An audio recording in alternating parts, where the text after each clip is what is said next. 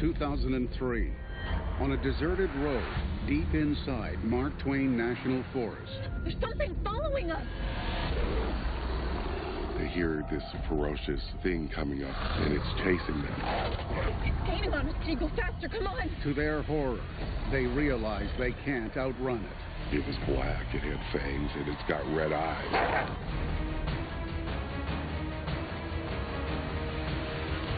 This is Mysteries at the National Parks. Sprawling across 1.5 million acres of rugged highlands, Mark Twain National Forest sits at the heart of the American Midwest. Throughout history, its volcanic mountains and networks of ancient caves made it a natural hideout for Native Americans, outlaws, and gangsters. Today, many believe it harbors something more sinister. Dark forces from the underworld running amok in the wilderness. When I think of the Mark Twain National Forest, I think of an evil place. I've had nightmares about the place, you know. 2012. Dawn Phone is driving through a remote area just outside Mark Twain National Forest. It's a place where almost nobody goes. It makes him nervous to be driving there alone. It's shrouded on both sides by trees, and the forest is over here, and it's a real creepy kind of a place, especially when it starts getting dark. Suddenly, Dawn notices something unusual with the truck. The odometer has stopped working. And it's not the only thing going haywire on the dashboard. This gas gauge went all the way down to the empty mark, and the light come on, and thought it was going to die. Couldn't figure out what was going on. Started running really rough and just started having all kinds of funky things going on with the car. A breakdown is the last thing Dawn needs, especially in this area near Mark Twain National Forest. It's not really a place you want to be hanging around any longer than you really have to. You get that kind of really heavy feeling. Something's just not quite like it's supposed to be, like people are watching you and stuff. Inexplicably, the truck starts running again. Dawn wastes no time in turning around and heading back the way he came. Then, he gets another bizarre surprise. About where he started experiencing all these problems, they just stopped. Speedometer started acting right, odometer started acting right, gas gauge went back up to full. What happened to Dawn Phone's truck in Mark Twain National Forest? Paranormal investigator Bud Steed is intrigued by the incident. He decides to check out the area for himself. It isn't long before he gets the alarming sensation that something isn't quite right.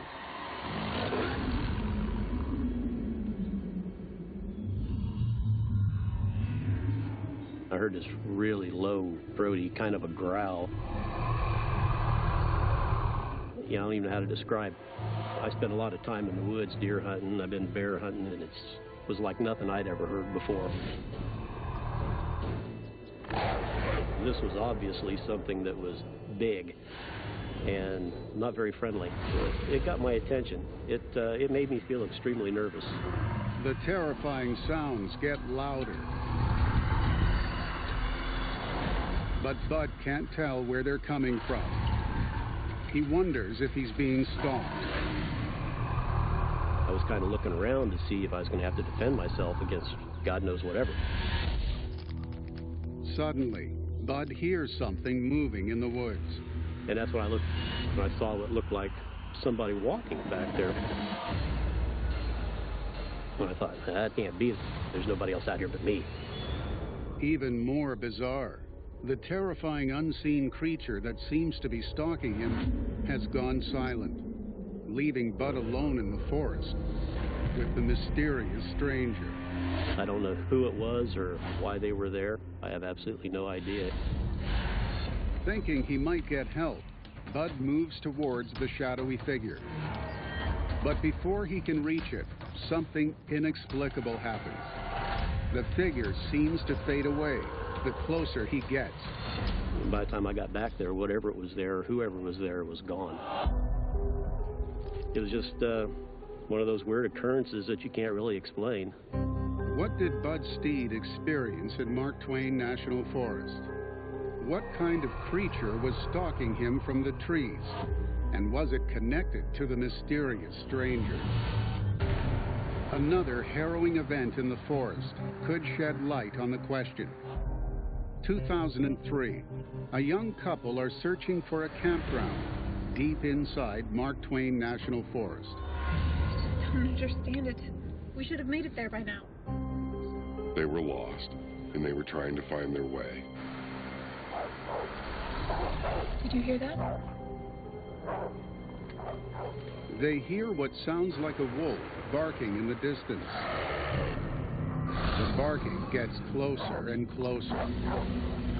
I think there's something following us. It looks like some kind of dog. Do you see this thing? It's huge! It's like no animal they've ever seen. It looks like a dog, but it's big, and it's black, and it's got fangs, and it's got red eyes, and it's chasing them. We need to go faster. Go faster! They're driving as fast as they can, but it doesn't make a difference. They can't outrun the creature. It's gaining on us. It's physically impossible for an animal to go that fast. Maybe a cheetah, but this isn't Africa. We're in Missouri here. The creature chases them for miles. Right here, come on, go, we gotta move. Before they're finally able to shake it. They were pretty shook up. I imagined this couple had never been so frightened. What was it that chased the car that day in Mark Twain National Forest? Brandon Callahan, a paranormal investigator, has a shocking theory. He believes it was an otherworldly beast known as a hellhound. Hellhounds are a demonic creature that have been called in, usually ritualistically, and they cannot be sent back. What a lot of people believe is that it is a harbinger of evil, and they could even be guarding entrances to hell. What can explain the presence of hellhounds and the mysterious stranger in Mark Twain National Forest? Could they be connected with the inexplicable malfunctions in Don Fawn's pickup truck? An incident in 2009 could offer a clue. The deer were all dead, and the deer were all mutilated. And I'm not talking 1 or 2 or 3, I'm talking like 20, 30. Mark Twain National Forest straddles the Ozark Highlands of southern Missouri, home to some of the oldest mountains in the United States. In the most remote corners of the forest, it's claimed that vehicles inexplicably malfunction and terrifying hellhounds roam the backwoods. What could account for these strange and inexplicable incidents? 2009. Researcher David Harkins is visiting a local historical site deep inside Mark Twain National Forest. It's the grave of a young woman, Eliza Jane Laycox, who died in 1897. Why is she buried there and not in the cemetery just up the road? A lot of the locals believe that she was a witch and that she couldn't be buried in consecrated ground. So they just buried her right there, pretty much where her house once stood. It's not a place you really want to go by yourself. Anytime I've ever been there, I've experienced a overwhelming feeling of sadness. Like you just want to break down in tears, just like one of your parents died or something. He is about to leave when he notices something unusual about the gravestones. And the stones are almost warm to the touch, even though it was probably about 25, 28 Fahrenheit out. Is it paranormal? Something, with physics? Something in a natural, environment? I don't know. David's trying to make sense of this bizarre discovery when he suddenly realizes he's not alone. I look up, and it looks like there's what I would describe as a man standing, rather tall. I'd say close to 7 foot. As David stares at the mysterious stranger, he sees something that defies explanation. A sinister light is coming from the man's eyes. His eyes were red. It's pretty shocking. You're like, did I really see that? You do a double take. And at that point, all you can think of is to get out of there. But before David can flee the scene, the bizarre figure almost seems to become ghost-like. Within 2 seconds, it just kind of flickered like sun coming through some mini blinds, and it was just gone.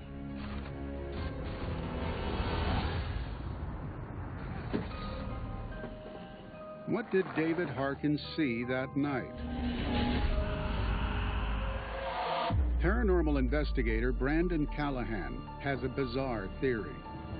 He thinks it was a demon summoned into this world through witchcraft.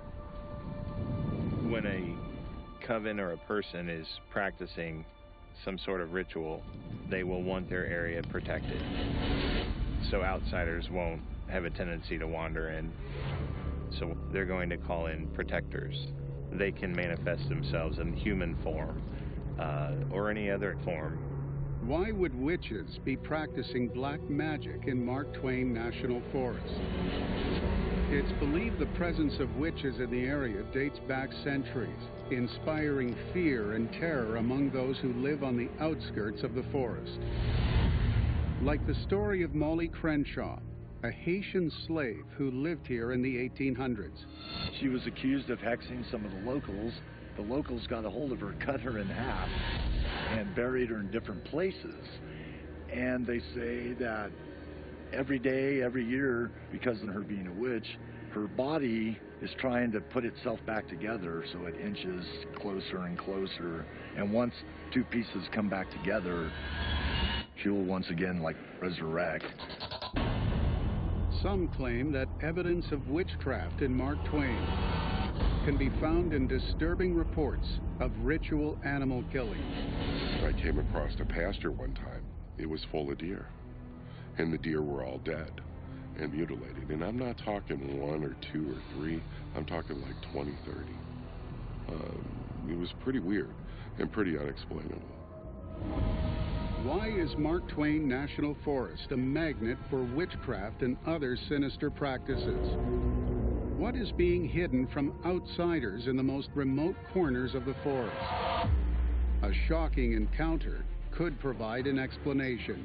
We were getting out to explore, and 2 men pulled up with shotguns. They're protecting the secret of the caves. They don't want it explored.